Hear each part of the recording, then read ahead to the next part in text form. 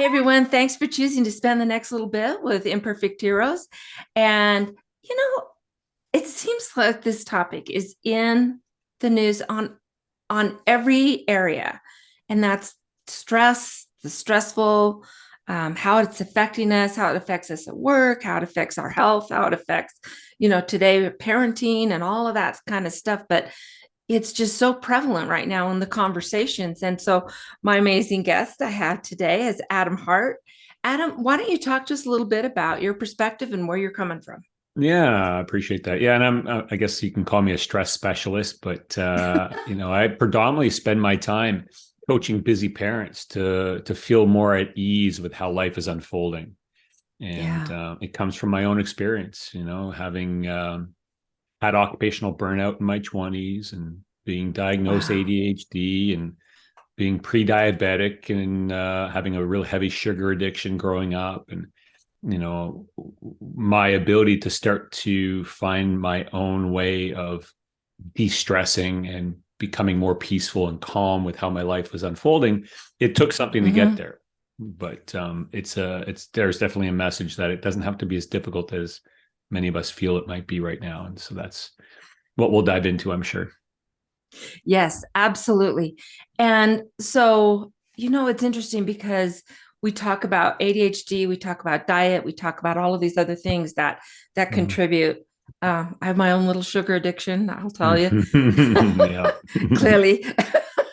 But and so trying to come through and work through those things and then understanding how that affects us in so many areas Yeah. of our lives. And so today we're talking about parenting, but really it's what's going on inside, because that's what's affecting our parenting is how we're feeling, how, Hmm. stressed out we are, or whether we're depressed.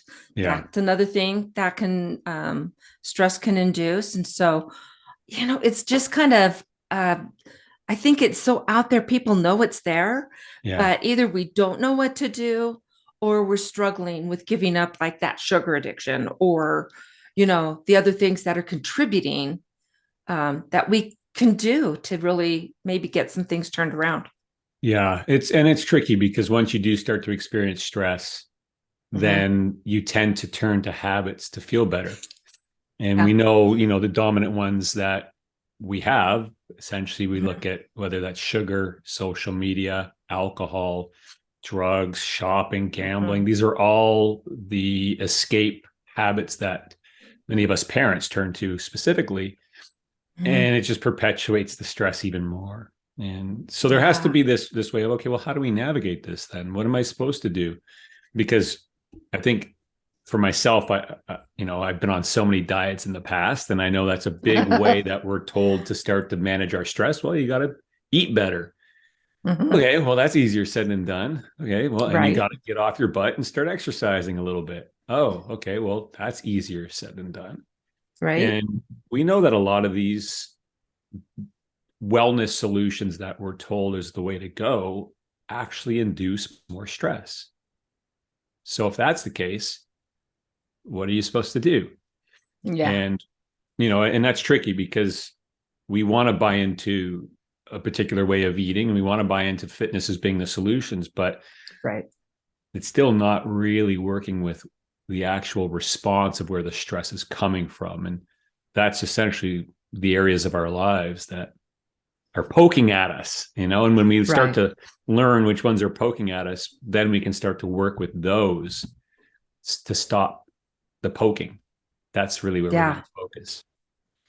And you are so right in that we get all of these solutions, right? That, but really they're just treating the symptoms. They're not really going to the root. That's So it. why am I spending so much time on social media? Yeah. Why am I grabbing that cookie because I'm feeling, you know, Yeah. it's that why am I doing these behaviors? So one of the things that I do with the parents that I work with is, instead of beating yourself up over, why did I eat that other cookie? Why did I yell at my kids? Why did I snap at my husband? Why, Mm, whatever. Why didn't I go for that walk? And we start beating ourselves up over that. You can use the same words, but just a different tone, right? Oh, mm, I wonder why I did that. Mm. and you're coming at it from a place of curiosity, Hmm. trying to find that deep inside thing that got us going in the first place. Yeah. And when we come at it from a place of curiosity rather than, oh, I blew it again, Yeah, for sure. kind For of a sure. thing. Yeah. Then I It think we're better changes able. the relationship with it. Yeah. That's great. Yeah, because all of a Yeah. sudden you go from being very reactive to something to having the option to actually explore it. Yeah. Powerful. Absolutely. And I don't know. I've just learned so much about myself in the last few years. And, coming toward the end of my teaching career, I'm redefining myself again, right? Mm. And that can be fun, but it can also be a bit stressful as well as you're finding that place to really land and be comfortable with. Mm. But Hmm. I think there's that saying that, change, even good change, is stressful because it's change, Hmm. Yeah. right? The brain doesn't particularly like to go through change. You know, No. it loves to throw those thoughts of whether it's a fear-based thought or we got to stay Mm-hmm. comfortable or you know Yeah. the one thing that I learned that really helped me was recognizing that, okay, so I have these 70,000 thoughts a day. That's what we have on average. It's like, Mm-hmm. okay, well, most of my thoughts growing up had a lot of self-esteem, self-worth, shame, and guilt patterns Mm-hmm. to them. And then as I Mm-hmm. got older and entered adulthood, all of a sudden there was a lot of anxiety based thoughts all around uncertainty and fear about my Mm-hmm. relationships, my health, my finances, my career. I started to recognize, okay, so every time my brain produces one of these thoughts and I react to it, I'm now working at a fraction of my capabilities mentally and physically. So maybe Yes. the solution is working with my brain, teaching my brain to let go of the need to trigger me through these 70,000 thoughts. Maybe there's a Mm-hmm. way to start to do that. And that's when it really opened up this doorway of recognizing that I can actually work with my nervous system in a way that I could help my nervous system teach my brain to feel more peaceful, feel more calm. And when I realized that I Mm-hmm. could actually do that, and there's some very specific practices that allow us to train that, it Mm-hmm. changed how my brain was reacting to the things in my life. And I had more freedom and more space to explore new ways to live in a relationship with my wife, or how I deal with my kids, or how I look at my career as a coach. And all of it began to shift in a beautiful way just by teaching my brain to feel more relaxed with life. Yeah, that's for sure. I and I think too, as at least in my case, as I've gotten older and had more experiences, and Mm-hmm. I've realized something that I thought was just such a big deal, you know, and I look back and I think, oh, that really wasn't that big of a deal. Mm-hmm. Why did I stress about that? And then I'm able to look and say, oh, I was worried about this, I was worried about that. And I didn't need to worry about that. Mm-hmm. So, I can back off. And I found myself much more calm. So, my first year teaching, and every teacher says this, but my first year teaching was very different than my last year For of sure. teaching. Right. And, I wasn't upset by behaviors of my students. And I was then able to take students who were considered a problem, and the teacher was having a hard time. And it got to be, well, put them in my class. I don't care. So I wound up with a lot of kids um, that were struggling with the various levels of special needs, behavioral issues, emotional processing issues, all of those things. And, when you've taught in a class that is so impoverished and embedded in the gang culture, right? Mm-hmm. So a kid that'll stab another kid with a pencil because he wants their marker. you know, Mm. it kind Yeah. of puts everything into perspective. And so then you go to Yeah. a regular school, which was the last 2 years of my career I spent there. And you see teachers who are like, oh, this kid's so hard. It's like, nobody was stabbed. We are Yeah. fine. Yeah. Perspective is everything, don't you think? Yeah, yeah, and I applaud you for being able to hold space for the kids. If you're a teacher, and this again, we're in a primary caregiving role, and you're Mm-hmm. living very reactive to things as they show up, well, then you're just part of the problem. But Right. if you know how to regulate in terms of how your stress response is happening, Mm-hmm. this is just the basics of human nervous system optimization is all around regulation, regulating my response to something that's happening to me in Right. my life Right. in this moment. And if you can regulate that, what that does is it puts you in this beautiful space of what's called co-regulation, where you now have the ability to give anybody around you, and ideally this is what parents do for their kids, where they Right. provide co-regulated space for their kids to feel safe in your presence, to feel love in your Mm-hmm. presence. And that's a lot of what's missing from most of our kids, to be honest, because most parents are living very triggered, and so they don't have that Mm-hmm. common regulated experience for all of Yeah. them to feel nourished from. Yeah. So good for you for holding space for kids in that way, Oh, because they well, need thank they you. need a they need a caregiver who knows how to do that for them. Yeah. Yeah. And in fact, that's how I kind of got into coaching was parents would see that their child who was wild and crazy at home was doing fine in school. Mm, you know, how do you hmm. do that? And Yeah, that's kind of where it all started yeah, good for was you. from that. But so you Yeah. talked about some of the processes that we can go through to help us get in the right mental state Hmm. to be a better parent. And Yeah. I don't care how good you are, there's always room for improvement. And if you don't think so, then you're not nearly the perfect parent you think you are.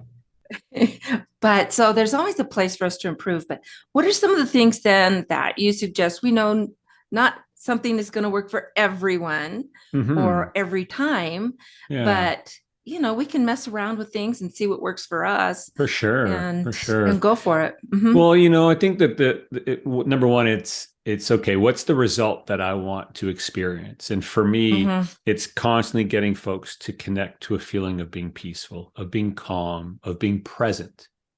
Okay, well, Absolutely. what does that actually feel like?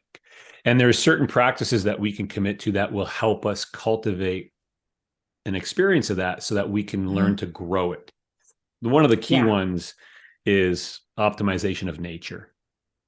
So in modern society, we know that we live very much against what our human needs and Mm-hmm. primary bonding needs in relation to being in community and being in those kinds of settings where you're close to nature. And so if we can start to cultivate a way to bring nature into our lives Mm-hmm. daily, you're going to get access to what feeling comes from that. And as soon Yeah. as you're in nature, and I think you probably recognize it, but most parents, when they have kids and they get them outside versus being inside, you see a drastic shift in their behavior. Mm-hmm. Mm-hmm. The same goes for us. Is if we can just spend the morning, we get up in the morning, we can get outside for the first light of the day, maybe even get barefoot on the ground. That's an Mm-hmm. amazing practice for being able to start to regulate your own stress and feel Mm-hmm. more immediate peace and calm. That's an easy So one, true. So true. right? And it works for your kids too. So if your kids are like, la, la, la, Absolutely. la, la, la, I remember there were days when, they were getting ready for autumn break or spring break or whatever, or 3-day holiday. And the kids would be more hyper the day Mm. before. Right. Hmm. And there were times where like, yep, we're just going outside. Yeah. and and take your shoes off. I loved that. Take your shoes off and let them feel the grass in their toes, and you're Hmm. doing it with them. Yeah. Yeah. And there's something energetically that is very powerful with that. This is something that we don't realize, but there is it's an electric magnetic field, and that's part of what Earth is, the energy Mm-hmm. of Earth is. And when you go Mm-hmm. barefoot, you have all these beautiful nerve endings at the bottom of your feet that when you touch them onto the ground, you actually absorb some of these beautiful electrons that Mm-hmm. help to reduce the impact that stress has had on your cells. these are called free radicals. When you're stressed, you have free radicals that attack your Sure. cells. And so when you get barefoot on the ground, you actually are creating a very powerful anti-inflammatory to your body. And at the same time, it's going to help your brain feel at peace. So it's like, oh, Hmm. why wouldn't I try that? It's like, yeah, I've been on so many diets in my past, and this sounds a whole lot more fun than going on a diet. And it's so powerful in terms of how it allows us to start to heal ourselves, just being grounded, putting our bare feet on the ground, or even touching a tree with your hands. I do a lot of that with my kids. We go out for walks and we find trees to put our hands and our forehead on, and we just sit there and we just breathe and just connect to being Mm-hmm. present. Come out of that, have a conversation around what does presence feel like for you? What are you noticing now? And ultimately, especially when you're outside doing this, you start to notice things differently. You hear the sounds of the birds, you smell the smells of the flowers, which normally you won't access when your brain is just stuck in this ruminating, overthinking pattern. It just denies you the ability to utilize your senses in that way. Yeah. Yeah. You're so right. So I love the nature approach for adults and for kids Mm-hmm. and communally, you know, Mm-hmm. because if you're feeling stressed, your kids are going to mirror That's you. it. That's it. They're a You mirror know, to you. yeah. And so then it becomes, okay, well, how can I approach other things in my life that has that kind of presence to it? And in our house, the Hmm. same thing with food. We approach food very much with that kind of presence, as opposed to just open up the cupboards and the fridges and just start shoving things in. Okay, Hmm. let's build a little bit of a ritual around this. Let's Yeah. all just take a moment, do some breathing, center ourselves, notice what your mind is saying, because we know this. Most of what the mind will say is go for the sugary stuff because that's what gets the brain the energy it wants, but it's Hmm. not really going to nourish us. Not that it has to be about not having those things, but at least build a relationship with some of the good so that even if you're eating the crappy, you're also bringing in some good. And so in our house, I've taught the kids that it's about exploring things you can add in. Let's not eat some of the garbage, but if we're going to eat the garbage, let's see, can we add one of these? Let's say maybe it's a different nut. We know it's a Mm. nutritious nut. We're going to add that into this bowl of frosted flakes.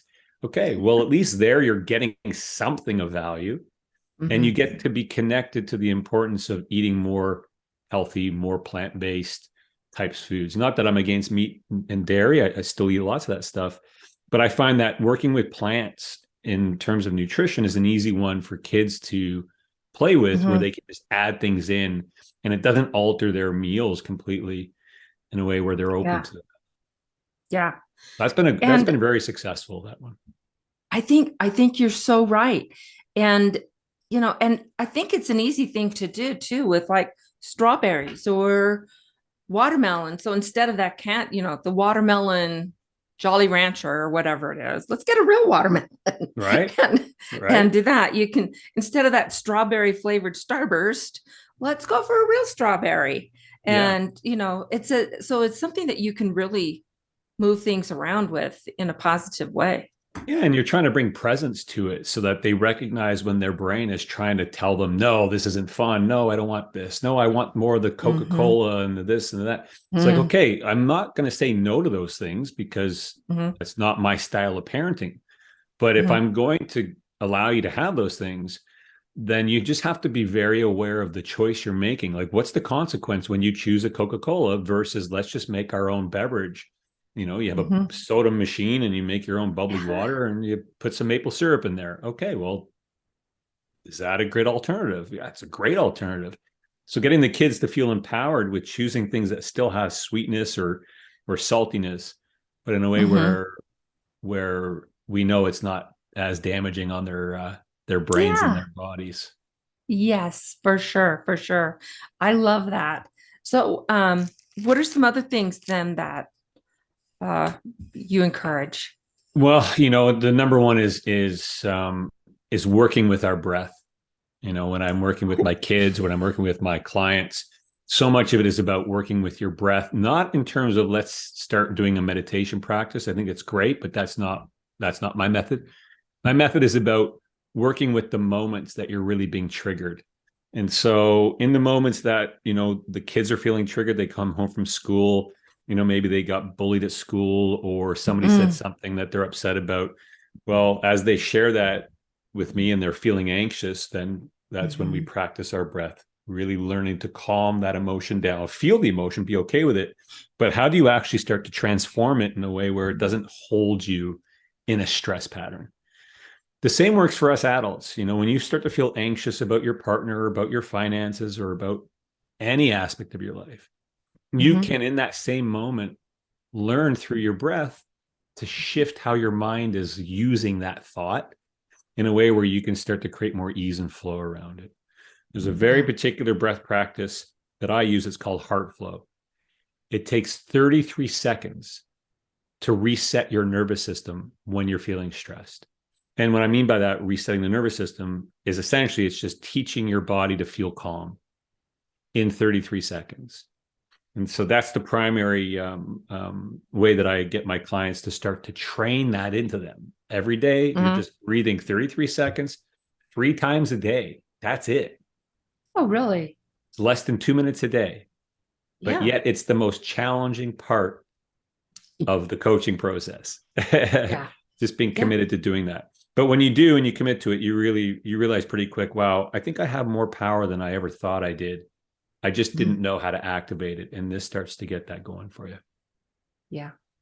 Absolutely, it does. And I know from my own personal experience too, that just when things get stressed or you're like, oh, no, you can't do that or whatever, uh, you've got a kid that isn't cooperating or whatever.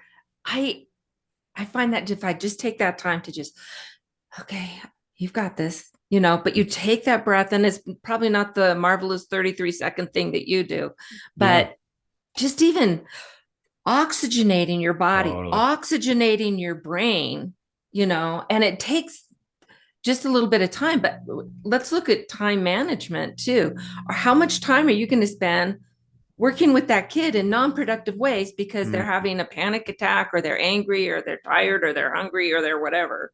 yeah. Or taking a breath, assuring yourself you've got it, looking at it from a different point of view instead of get in the car, you know, but Mm-hmm. looking at how can I make this a better thing? More ideas come into your head. Yeah. You go back to the things that you've been planning for. I'm big on making plans for if you have stressful mornings, what are things that you can do to, make that better and not sabotage yourself, and become more strategic. And so when you've made those plans and you take that breath, that can come flooding back in. It's like, oh yeah, I was going to do this. And then you can do that. And it's more time effective if nothing else. Yeah. Yeah. You immediately begin to work with a much cleaner, focused mind, which helps Mm-hmm. you increase the amount you can get done in a day. You're not stuck, like you say, you're not stuck reacting to everything, wasting all your energy and your time now trying to just keep Mm-hmm. stuck in the reactivity. You have space to Mm-hmm. live your life, and Yeah. be a productive parent in a way where you're not showing your kids that just being reactive is how you're supposed to live. You're actually showing them a real beautiful way to live. Yeah.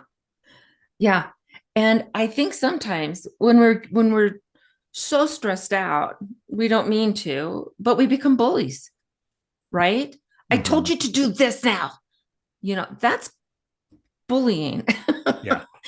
And so, Yeah. when you're getting after them or shaming them for something or whatever, and really it's a reflection of what's going on inside of you. Mm-hmm. And so when you can do that and you can take those breaths, when you can learn that 33-second Yeah. thing, mantra that you have, that you're able then to approach the situation in a kinder, a gentler way, Mm-hmm. that promotes, you keep your poise, Mm-hmm. right? And Yeah. it promotes peace. Yeah. Well, it's this idea of role modeling. That's what we're meant to be. We're meant to Yes. be, the access for our kids to recognize, okay, that's how I'm supposed to be as an adult. Well, Right. I think the more that we can treat our kids, yes, they're kids, but treat them treat them in a way where we're teaching them. We're not just reacting to everything that's happening, but we're guiding them into understanding what it means to hold this kind of space for ourselves, to be at Yes. calm, to be at peace. That's the role modeling. One, you're role modeling it yourself, but two, you're guiding them into understanding how they can do that as Mm-hmm. quickly as possible, because it's going to lead them to so much more success in their life the earlier Mm-hmm. they know how to manage their day-to-day stress. And most kids Yeah. right now, we know, are suffering in one capacity or another with loneliness and isolation, Mm. self-esteem, self-worth. And that's a Mm-hmm. hard thought pattern to break free from if you don't have a parent who can hold safe space for you to do that. Right. So again, as a parent, if you're always being reactive, your kids are suffering a lot more than they need to. We just have to recognize that we need to be the role model of the energy that we want them to feel. We have to feel that energy for them. Right. Right. Yeah, you're exactly right. And I just love the way that you bring out how we're setting that place for them. We're making that safe, emotional, and we're setting that example. So I one of the things that really worked for me, even as a teacher and as a mom, was, and my husband makes fun of me all the time because I talk to myself constantly. And he'll say, I never know if you're talking to me or to yourself. So I said, well, assume I'm talking to you and then we'll go from there. But I will go through my processes so then I can say, oh, wow, the classroom is really noisy, or oh, wow, we're really losing control of our morning. And so, I know I have a plan. And so, what's the next thing that I need to do? And I'm doing that verbally out loud so that the kids around me, whether they're my children or my students, are seeing that, oh, wait, she has a process, she's noticing, and then you start seeing that in your own kids, Mm-hmm. Yeah. and so they'll start even verbalizing it, Mm-hmm. but you're giving them that example of what is going on in your head, right? While Mm-hmm. you're figuring out your own stress or your own whatever is going on. And then they start mimicking that, mirroring Mm-hmm. that. So then they know. So I really like the idea of going through your processes verbally, especially when there's Yeah. kids around. The hard part is then you get my age and you've got a husband and two dogs and you're still doing it. But I do appreciate that, because there is an element of the results that come. We know that as humans, we love results. And when you Mm-hmm. start to learn to calm yourself down in your life and manage that stress, yeah, there's a Yeah. beautiful benefit for you of being more at peace, but also mentally and physically, you do start to heal a lot of things. But it's also in how those around you start to interact with you. And specifically for kids, I mean, when I'm in the presence of my kids and I'm very calm and peaceful, there is such a beautiful, fulfilling engagement going on, where no matter Mm-hmm. what my kids are going through, I am there for them. I can hear them. I'm not distracted, very present. And that just feels really good. And Yes. so the result is the feeling you're getting from holding this kind of space. You just learn that it's a pretty powerful feeling. And the more you can find yourself holding that, it's also where a lot of fulfillment is found. And you can find Mm-hmm. that same fulfillment, and yes, with your kids, with your partner, other relationships, but also in how money is showing up, how career is showing up, how your health is showing up. It all Yes. comes from regulating your response to it all and managing the stress of it all and holding more space for presence to be where you live from. Yeah. Yeah. In fact, I'm just getting ready to speak at a summit next month, um, and I'm talking about that very thing, that as you learn to regulate yourself as a parent Mm-hmm. and be a leader in your family and be strategic and have those things, all of those skills spread out Mm-hmm. into those other relationships, at your work, at whatever it Mm-hmm. is that you have going on, that those skills, without you even thinking about it, you may be doing it for your kids and trying to get those strategies going. But once you're in that form, that mental form, it really does expand into Yeah. all areas of your life. And that's a great word, expansion. Yeah. because that's exactly what it's doing. It's just once you tune into it, that's all it wants. It wants to keep growing. It wants Yeah. to connect to other human beings who get it, but Hmm. also give access to other humans who want it.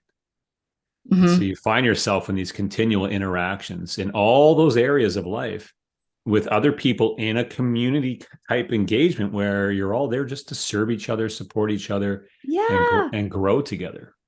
Right. Right. And I think that it heals our heart, right? But as other people see that we have found that calm center, that we are able to breathe and de-stress and do it. Actually, the more you practice it, the faster you can accomplish it in situations. And so, if there is a big emergency, something horrible is going on, are you looking for the people who are running around with their, screaming and yelling? Or are you looking for that person that is peace and calm in the storm? Mm-hmm. That's who I'm drawn to. Mm-hmm. So, and so then your kids will be drawn to you when they see that you have that peace and that love and understanding available to them. And other people, again, as it expands out, they're going to see you as that as well. Is I am constantly looking for who is calm in the storm around me. And Mm-hmm. so we've got all this craziness that's going on. I know you've got some things going on up in Canada. We've got some things going on down here. Woo! Yep. Right? Right? But if we can find someone who is calm, no matter what side of the argument they see, why is there an argument? Mm-hmm. That's the person I'm drawn to. Is we can discuss things. We don't need to argue. Mm-hmm. We can find peace in our differences. We can find peace in us. Even though there may be differences, we both want the world to be a better place. We're just different on strategies and how to get there. Mm-hmm. So, those are the people that I find myself drawn to. I Mm-hmm. don't need to be in agreement with them on things, but I want to be able to have that conversation. I want to be able to talk to them about things. In fact, I'm enriched when it's a different point of view than mine. Now, when you bring that to your kids are going to have different points of view from you. Sometimes just because it's a different point of view from you, right? As they grow older, they're trying out their new thoughts. They're hearing other voices around them, and as they're listening. But when they feel like they can come and have that conversation, and you're not saying, "Oh no, we don't believe that. Oh no, we don't do that." That is not our family thing. But you can just have that peaceful, calm, engaging, respectful. You're able to bring that, then they'll be drawn to you to talk to you about those important decisions and those important things that are coming up, in their lives. Yeah. And they're more open to what you have to say. And it's never too early and it's never too late to do You are this. so right. Right. Mm-hmm. Yeah. Yeah. So yeah, I appreciate what you're up to, DJ. And no, it takes something to hold space for others to understand this and the importance of this, because again, we tend to get Mm-hmm. caught in society and in terms of how the brain operates. It's always trying to fix something. So we're always problem solving. And there's no presence in problem solving. And the more we can notice that our minds trying to constantly fix something, well, Mm-hmm. if that's where your mind operates from, it's an anxious mind and it will Mm-hmm. never lead you to what you're trying to fix. There is nowhere to get to. It's Mm-hmm. cultivating peace and excitement about right now.